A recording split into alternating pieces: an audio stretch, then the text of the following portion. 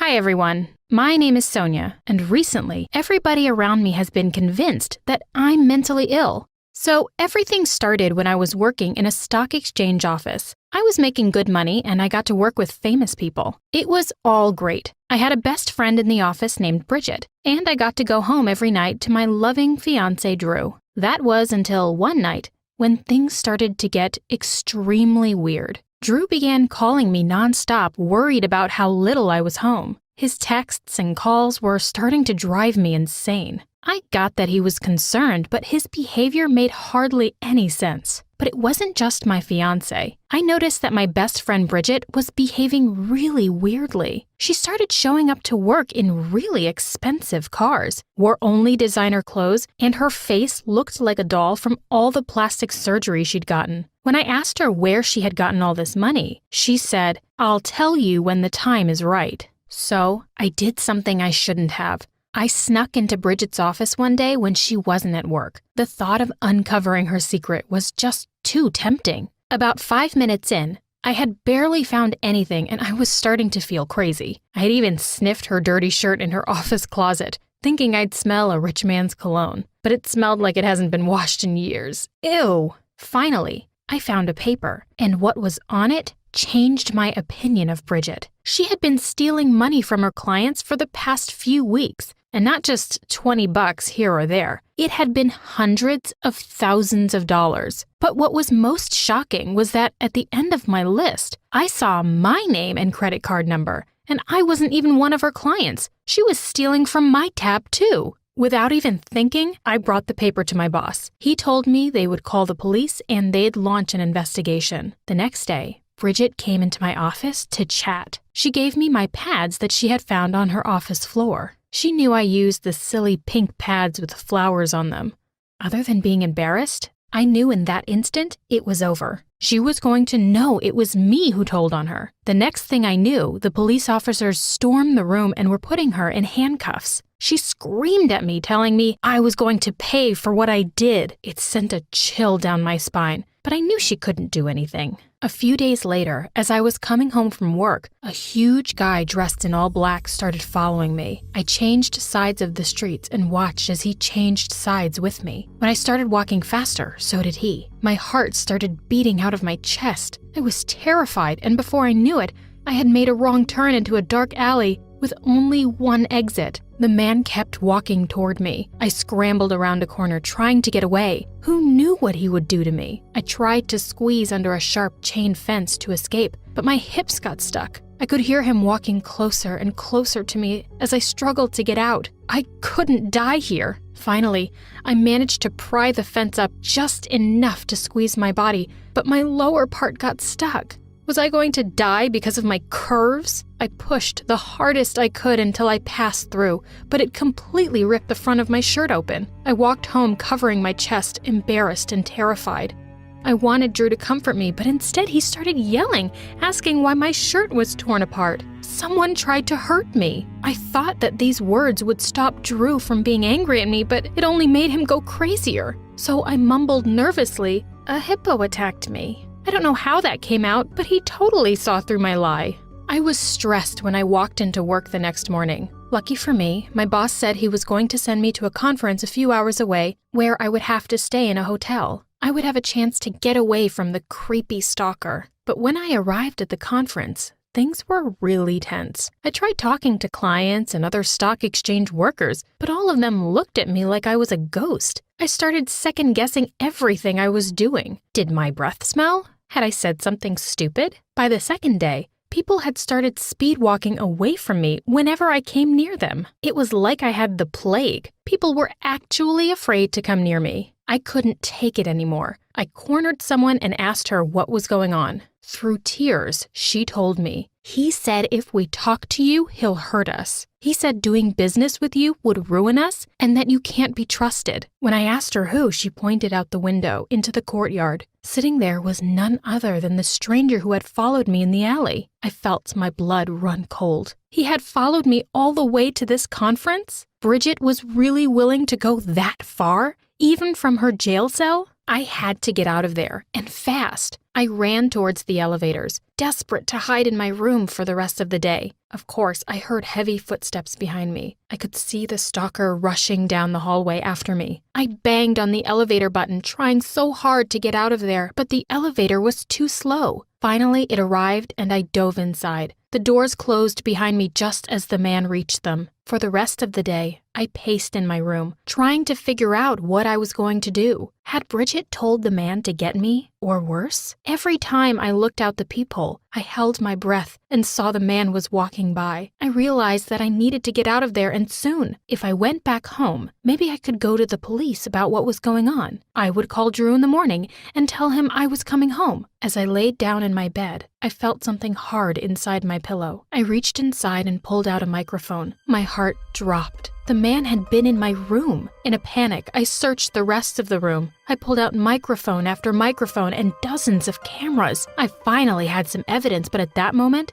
I realized my room wasn't safe. I ran down to the lobby, sobbing. I told the manager I was being stalked and someone had bugged my room. The cops came and escorted me up to the room. I felt totally relieved. This was going to be the end of all the drama with Bridget. But when we entered the room, there was nothing there. All the microphones, all the cameras, they were all gone. That's when I lost it. I started screaming about how they had to believe me. I told them I was being stalked, that I was in danger. I blocked the hall, telling them that they couldn't leave me. That's when the medical team showed up. They tried to get me to calm down, but I fought against them. One of them grabbed me and slapped handcuffs on me. They tossed me in the back of the car and brought me to a facility. When they threw me in that creepy, all-white room, I knew I was in trouble. They told me I had imagined the whole thing, but I knew that wasn't true. I was being stalked. I had seen the microphones and the wires. I stood up with my hands handcuffed behind me, and I managed to move the doctor out of the way. I ran out of the building as fast as I could with people chasing after me. By the time I was in the woods, I was out of breath and exhausted. I wandered for hours until I found a mechanic shop on the outskirts of town. I asked a man to cut the handcuffs off me, and he did. With my hands free, I knew I had to finally get to the bottom of this. I had to get Bridget to admit what she had done. I traveled to the nearby prison where I knew she would be. I signed in as a visitor and waited in a cold, dark waiting room for her to come out. Would she even meet with me? What if she tried to hurt me? Bridget came out, looking like she had aged 20 years. I started tearing up the moment I saw her. All the emotion was just too much. She laughed at my tears like an evil person would. She kept leaning over the table, taunting me and telling me she was going to come after me. I broke down, telling her that she could stop it already. Her stalker was terrifying me, and I couldn't handle it anymore. When I said that, she looked like she saw a ghost. She revealed to me that she hadn't sent anyone after me. No one would talk to her now that she was in here. She had absolutely no connection to the world outside this prison. My heart sank. If she hadn't sent the stalkers after me, if she hadn't put the cameras in there, that meant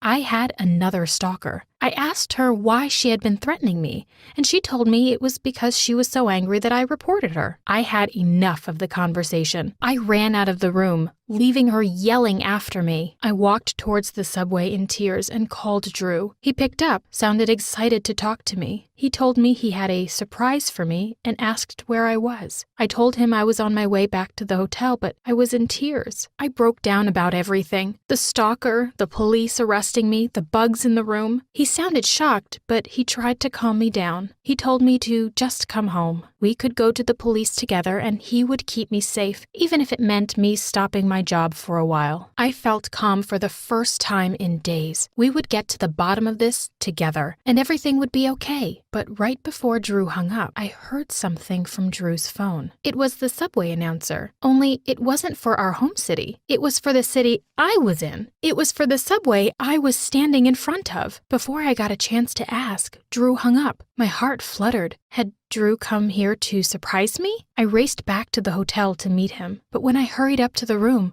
I saw the stalker standing outside my door. I froze. He held cameras and wires. Drew stepped out of the room, carrying more wires. I couldn't believe my eyes. Drew was behind all of this? He knew my stalker? I screamed at him and he revealed the awful truth. I stayed at work so late he was sure I was cheating. He hired the man to find out the truth, but after I saw him following me in the alley, Drew changed his plan. He hired the man to try and scare me, thinking it would keep me from staying out at night or going anywhere that wasn't home with Drew. Before I left for the conference, Drew turned my location on my phone so he could see everywhere I was going. He was convinced I had to be calling the man I was cheating on him with, so he had the investigator put wires in my pillow and cameras in my room. He had even told people at the conference to stay away from me, so I wouldn't cheat with anyone else. Mary, and today I will share a story with you about how the most important thing to me was stolen. My phone. I know you might be thinking I'm a diva who can't live without her precious phone, but let me assure you that that's not the case. A few years ago, I lost both of my parents in a car accident.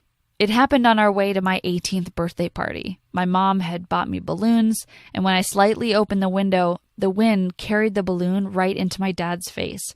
My dad couldn't see the road clearly, and that's what caused the accident.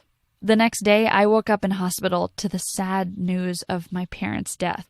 I couldn't believe how someone's life could change 180 degrees all of a sudden.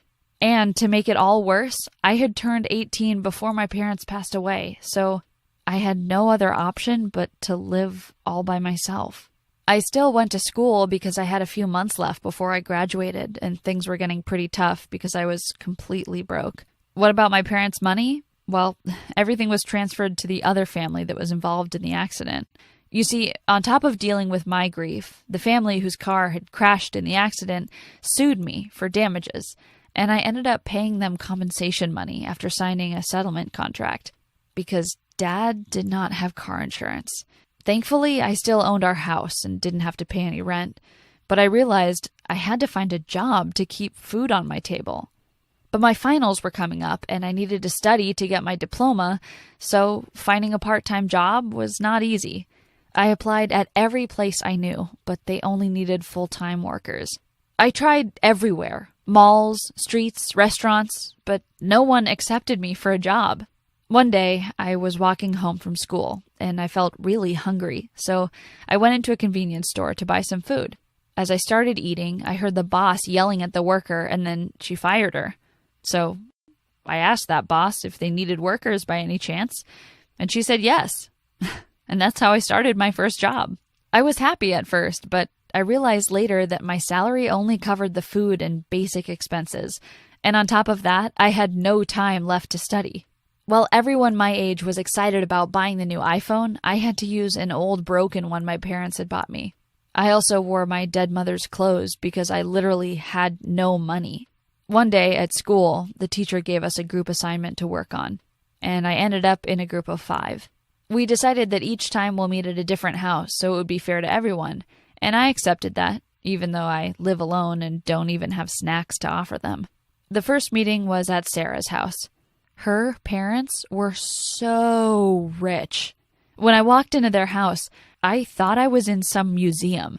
My parents used to have money, but they weren't that rich. As we were walking up to Sarah's room, I was so curious about the place, but too shy to ask for a house tour. So when everyone was working on the school project, I said that I needed to use the bathroom and left her room. No one seemed to bother. I started to explore the house. There were so many rooms, and I had to check them out one by one. When I walked into her parents' bedroom, I saw a paper on the side of the bed and saw a blank document with a username and password on it. I couldn't stop myself. I snapped a photo of it. I really needed the money. I was shaking but excited at the same time. Maybe I can finally live like others. If I take a few $1,000s, no one will notice, right? I mean, they are so rich. I felt so guilty, so I told my friends I had to go home. When I got home, I decided to try and transfer the money to a post office near me. And guess what? It worked. First, I transferred $1,000. Then I waited a week and decided to see if anyone would notice anything. I became close friends with Sarah just to make sure I know if anyone notices the missing money. 2 weeks passed, but no one noticed anything. I took $2,000 this time, and once again, no one noticed. I started taking a few $1,000s on a regular basis, and soon enough, I was able to afford a new car. So I got myself a fancy pink car. I did a makeover to my house decor because it reminded me of my miserable past. A while later, we had another meeting for our school project, but this time we met at Jackie's house. I would have never thought that Jackie was from a rich family as well. She looks like a very simple girl. I felt like it was a call from God to take another house tour by myself, and maybe I could find some money there too. I couldn't believe my eyes. On the kitchen's table here was cash, and once again, a credit number with passwords. Who keeps their passwords on the table like that? I couldn't believe how stupid rich people were. I snapped a picture of the passwords and took the cash they left. $700 in cash. What? This time I stayed to avoid looking suspicious. And suddenly, as we were working on the project, Jaden asked, "Where do you get all your money from, Mary? Even my parents can't afford to buy me a brand new car like yours." I answered with a shaky voice that my parents had left me all they had, and that I had decided to enjoy spending it to get my mind off what happened. They all looked at me and smiled, and we continued working on the project. When I got home, I transferred myself some more money to the same nameless post office account. I kept doing that for a while, and I got so rich that I didn't even need my diploma anymore. One evening, Jaden, Sarah, Melissa, and I went to a party their mutual friend was throwing, and I have to tell you, we had so much fun. Loud music, drinks, hot guys, and games. I was so excited that I finally felt some hope in life since my parents' death. I woke up the next morning cuddling with a very cute guy. Everything felt like a dream. I got up and there were people sleeping everywhere, and I realized how precious the years of youth were. I left my phone number written on the guy's hand and got up and left. But when I arrived home, I realized my phone wasn't on me. I rushed back to the party house and looked everywhere, but I couldn't find anything. That handsome guy woke up and saw me panicking. "Where were you, beautiful? I've been looking for you, and all you left me is a phone number," he said. "Sorry, I need to find my phone. It's an emergency," I replied. I was checking everywhere, but nothing. Literally nothing. That handsome guy said he'll call my phone so that we can hear where it is. But my phone was turned off. I knew something was weird because my battery is always full. Plus, I had a charging case on it. There's no way the battery died.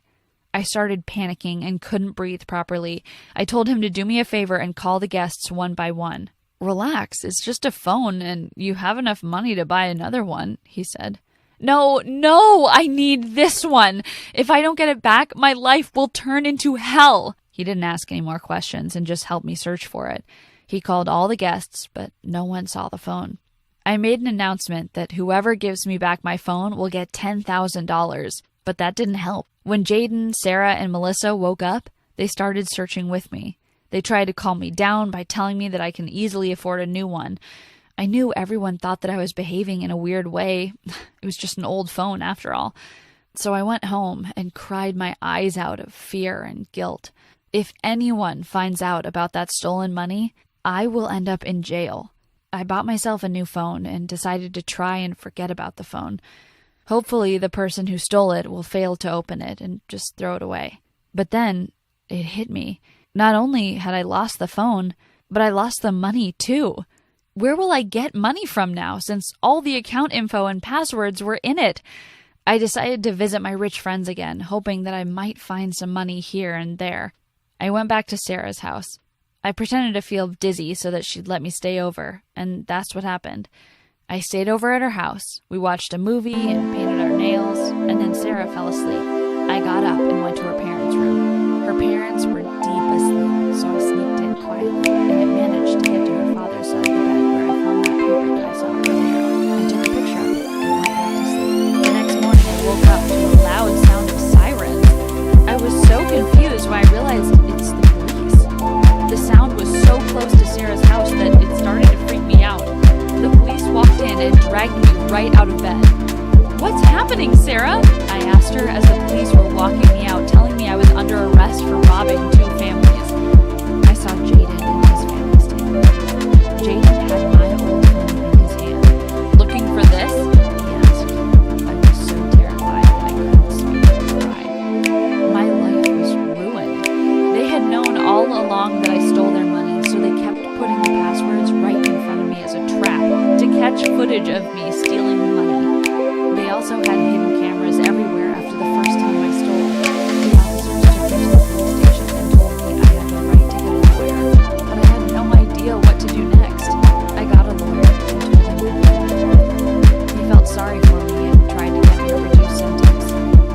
said while I'm in jail, he'll try to win back the money I lost after my parents' death. He explained that if he was my lawyer back then, none of this would have happened. Also, that my parents' accident was not my fault and I shouldn't have paid anything for it. I spent a few years in prison, and my lawyer visited me on a regular basis.